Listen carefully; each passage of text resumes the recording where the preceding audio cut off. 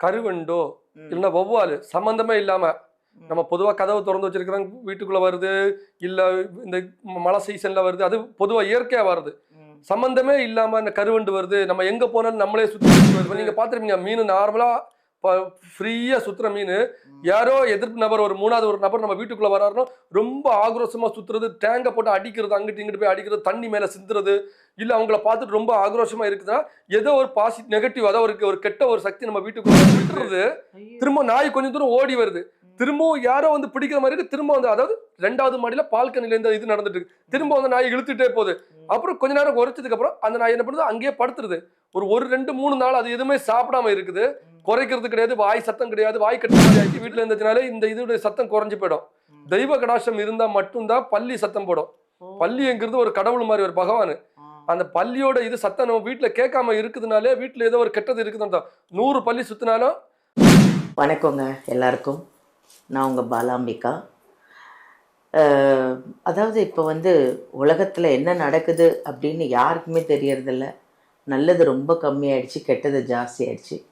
ஆனால் அப்படி கெட்டது செஞ்சாலும் யாரும் பெருசாக வாழ்ந்துட முடியாது. தெய்வத்துக்கு முன்னாடி கண்டிப்பாக அவங்க பதில் சொல்லி தான் ஆகணும்.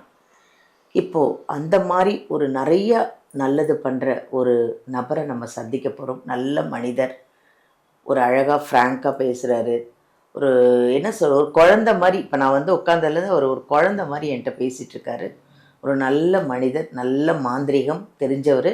நிறைய குடும்பத்தை, கணவன் மனைவி பிரிஞ்சவங்களை சேர்த்து வச்சு நிறைய அவங்களுக்கே இப்போ நமக்கே பிரச்சனை என்னன்னு நமக்கே சில நேரம் தெரியறதில்ல. அதை அவர் கண்டுபிடிச்சி உங்களுக்கு அழகாக சரி பண்ணி கொடுப்பாரு. அப்படி ஒரு நல்ல ஒரு மனிதரை தான் நம்ம இப்போ சந்திக்க போகிறோம். அவர் யாருன்னா கேரள அருள்வாக்கு வித்தகர் சுனில் அவர்களை தான் நம்ம சந்திக்க போகிறோம். நானே நிறைய விஷயம் டவுட் எல்லாம் அவர்கிட்ட கிளியர் பண்ண போகிறேன். அதே மாதிரி உங்களுக்கும் நிறைய சந்தேகங்கள் இருக்கலாம், நிறைய பிரச்சனைகள் இருக்கலாம். எல்லாத்தையும் அவர்கிட்ட கேட்டு நீங்கள் தெரிஞ்சுக்கலாம். அதை விட தீர்வும் கிடைக்கும். அப்படி நீங்கள் அவரை நேரில் சந்திக்கணும் அப்படின்னு முடிவு பண்ணிங்கன்னா கண்டிப்பாக இந்த வீடியோவிலேருந்து நம்பர் எடுத்து அவரை நேர்லேயே நீங்கள் காண்டாக்ட் பண்ணலாம். இல்லை நேரில் வர முடியலன்னா வெளிநாட்டில் எங்கே இருந்தாலும் சரிங்க, அவரை ஃபோன்லேயும் காண்டாக்ட் பண்ணி உங்களுக்கு என்ன பிரச்சனைனாலும் அதை சொல்லுங்கள், அவர் சரி பண்ணி கொடுப்பாரு. ஓகேவா? இப்போ நம்ம அவரை நேர்லேயே சந்திக்கலாம். வணக்கம் ஐயா. வணக்கம்மா. எப்படி இருக்கீங்க? நல்லா இருக்கு. எனக்கு ஒரு சின்ன சந்தேகம்.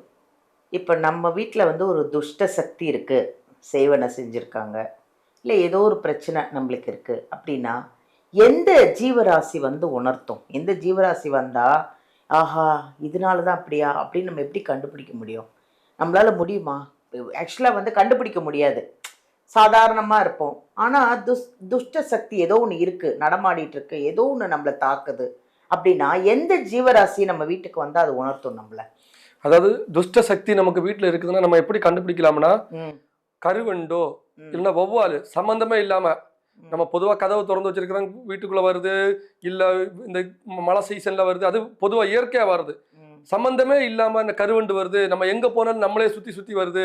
நம்ம அதாவது கருவண்டு இருக்கிறது இந்த புளிய மரத்துக்கு கீழே போனா வண்டு வருது வேற, நம்ம எங்க போனாலுமே நம்மளை சுத்துது. வீட்டுக்குள்ள பார்த்தா கருவண்டு இருக்குது. அது மாதிரி வௌவால் வீட்டுக்குள்ள வந்து போகுது, அடிக்கடி வீட்டுக்குள்ள வந்து போகுது. இதுக்கு முன்னாடி அந்த மாதிரி நடந்ததே கிடையாது, புதுசா வருது. இந்த மாதிரி இருக்குதுன்னா கூட நம்ம வீட்டுல ஏதாவது ஒரு துஷ்ட இதுகள் இருக்குது அப்படிங்கிறத சத்தப்படலாம்.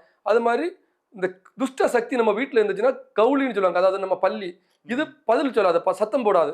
துஷ்ட சக்தி வீட்டுல இருந்துச்சுனாலே இந்த இதோட சத்தம் குறைஞ்சு போயிடும். தெய்வ கடாட்சம் இருந்தா மட்டும்தான் பள்ளி சத்தம் போடும். பள்ளிங்கிறது ஒரு கடவுள் மாதிரி, ஒரு பகவான். அந்த பள்ளியோட இது சத்தம் நம்ம வீட்டுல கேட்காம இருக்குதுனாலே வீட்டுல ஏதோ ஒரு கெட்டது இருக்குதுன்னு அர்த்தம்.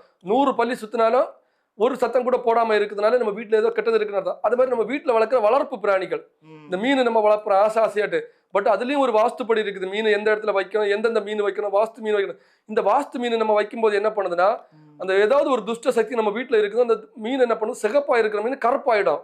முழுசா கருப்பாகி சாப்பிடாம அப்படியே உடம்பு முடியாம ரொம்ப சீக்காகி இருக்கும். இது நம்ம என்னன்னா நார்மலா இது ஆகிறது இருக்குது. ஆனா வாஸ்து மீனுங்கிறது ஒரு கெட்ட சக்தி நம்ம வீட்டுக்கு அது தன்னகத்தை இழுத்துக்கும்.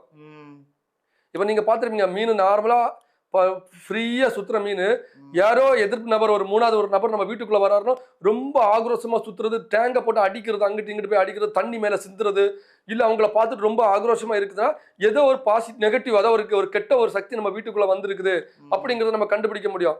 நீங்க நார்மலா பாருங்க, இப்போ மீன் இருக்குது, மீன் யாரை பார்த்தாலும் பயந்து ஓடுறதான் செய்யுமே தவிர அவங்கள துரத்துற மாதிரி இல்லைன்னா ஆக்ரோஷமா இருக்காது. அந்த மாதிரி ஏதாவது ஒரு சிம்டம்ஸ் நம்ம வீட்டுல இருக்குதுனாலும் இருக்கு. அது மாதிரி நம்ம வீட்டுல வளர்க்குற பூனை, இந்த பூனை, இந்த நாய், இதுகளுக்கெல்லாம் நம்மளை விட மோப்ப சக்தி அதிகம், கண்களுக்கு பார்வை அதிகம். பகல்ல நம்ம இருக்கிறத விட நைட்டு பாத்தீங்கன்னா அதுக்கு கண்ணுல ஒரு வெளிச்சம் மாதிரி ஒரு லைட் மாதிரி ஒன்று அடிக்கும்.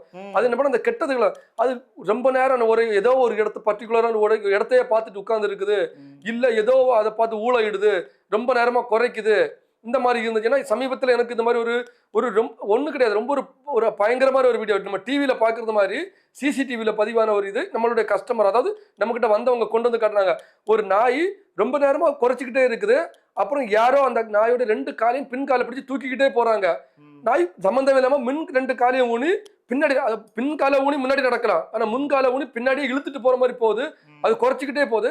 அப்புறம் என்னன்னா அந்த பக்கம் இந்த பக்கம் செவத்துல அடிக்கிற மாதிரி வாயிலிருந்து ரத்தம் ஊத்துது, அப்புறம் அதை விட்டுறது, திரும்ப நாய் கொஞ்சம் தூரம் ஓடி வருது, திரும்பவும் யாரோ வந்து பிடிக்கிற மாதிரி இருக்கு, திரும்ப வந்து அதாவது 2வது மாடியில பால்கனில இந்த இது நடந்துட்டு இருக்கு, திரும்ப வந்து நாய் இழுத்துட்டே போகுது. அப்புறம் கொஞ்ச நேரம் குறைச்சதுக்கு அப்புறம் அந்த நாய் என்ன பண்ணுது, அங்கேயே படுத்துருது.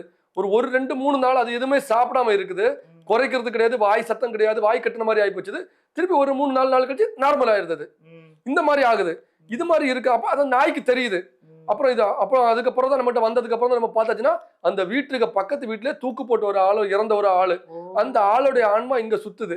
ஏன்னா இவங்க வீட்டுக்கு வந்து போன பழக்கம், அது இப்போ கிடையாது, 4 5 வருஷத்துக்கு முன்னாடி இறந்தவங்க, அவங்க இப்போதான் அங்க வந்து அங்க அவங்களோட இதை காட்டுது. இதை நாய் கண்டுபிடிச்சு குறைச்சோன்னா அந்த நாயை இது பண்ற மாதிரி இதை மாதிரி இருக்கு. அந்த நாய்க்கு தெரியும், இந்த மாதிரி இந்த மாதிரிப்பட்ட ஜீவராசிக்கு தெரியும். நாய் அதாவது நன்றி உள்ளது நாய் மட்டும் கிடையாது, இந்த மாதிரிப்பட்ட கெட்டதுகளும் அதுகளுக்கு கண்ணுகளுக்கு தெரியும். இந்த மாதிரி நாய் வரைக்கும், பூனை, இந்த மீன், அந்த மாதிரி இந்த வண்டு, இதெல்லாம் வச்சு அதோட நடவடிக்கைகளை வச்சு நம்ம கண்டுபிடிக்கலாம். ஒரு வீட்டை பார்த்து நாய் ரொம்ப ஊழ போடுதுனாலும் அந்த வீட்டுல ஏதோ ஒரு கெட்டது இருக்குதுன்னு இதை வச்சு நம்ம கண்டுபிடிக்கலாம், நான் ஏதோ ஒரு கெட்டது நம்ம வீட்டை சுத்துதுங்கிறத.